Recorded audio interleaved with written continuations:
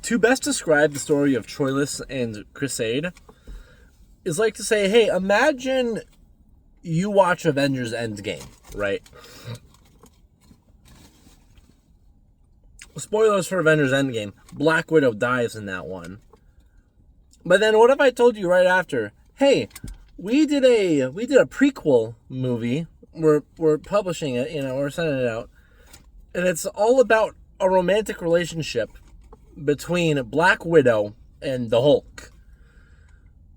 You'd be kind of like, oh, all right. Like, I guess that was an aspect of Avengers Endgame a little bit. I guess they had some chemistry there. But I don't know if I want a whole movie about that. And furthermore, I don't know who's going to see that. This is a Marvel. This is the genre of, like, action, superheroes. Who's going to want to watch a pure romantic movie? But then, turns out that romantic movie has a pretty good script to it. That's what Troilus and CRISEYDE is like. As some of you may know, I work at Jimmy John's now, and I got this Vito for free. Pretty good. Pretty good. Well, I haven't tried it yet, actually. So, I think it's going to be pretty good, but that's what I'm eating. So, here's the deal with this story, because it has a pretty interesting history behind it, actually. So you have Homer's Iliad, right? Which is kind of like the endgame event I was talking about. And then you have the characters from there. From Homer's Iliad, Geoffrey Chaucer wrote an epic poem about the specific characters Troilus and CRISEYDE.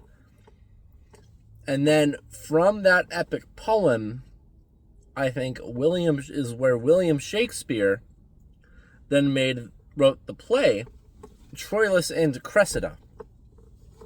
So we have like 3 generations, if you want to say, 3 eras of different authorship going over these 3 characters in sort of a inspiration chain. It's a real moment, like, how through a long series of inspirations, through like My Chemical Romance to a fan fiction, from 9/11 to My Chemical Romance to a fan fiction to Twilight to a fan fiction of Twilight to 50 Shades of Grey. Thus, 9/11 caused 50 Shades of Grey. It's kind of like probably some ancient Greek war caused the Shakespeare play Troilus and Cressida, but it's a much more direct line. Weird pull to throw that out of nowhere, but that is true. If 9/11 did not happen, we would not get the direct inspiration writing chain that leads us to 50 Shades of Grey. Interesting. Troilus and CRISEYDE was about an 8-hour listen in total. So, that eventually meant that I used all of my Spotify minutes, and I am out of luck for listening to L'Amour d'Arthur now because I am because I really like using Spotify. I'm gonna have to switch over to an Audible subscription, my thought is, but we'll see how that goes.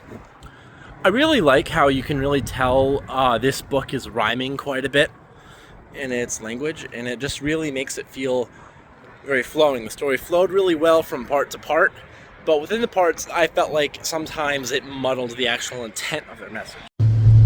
As someone who's getting married myself, when I think about Troilus and CRISEYDE, I actually somewhat find their relationship to be a little bit toxic. There is a certain romanticism that is definitely present because it is a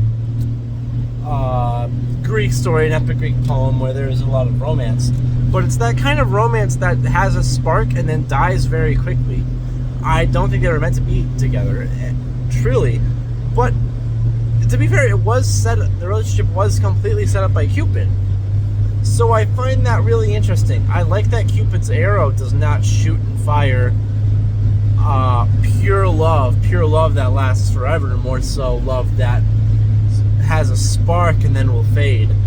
I find that much more interesting, as it could. That can almost really ruin your life, as opposed to like Cupid's arrow. Usually, at least in my experience with literature and like cartoons and stuff like that, usually Cupid's arrow just makes you fall just madly obsessed in love, and you curse. You stay that way. but not necessarily in this case, which I find very interesting.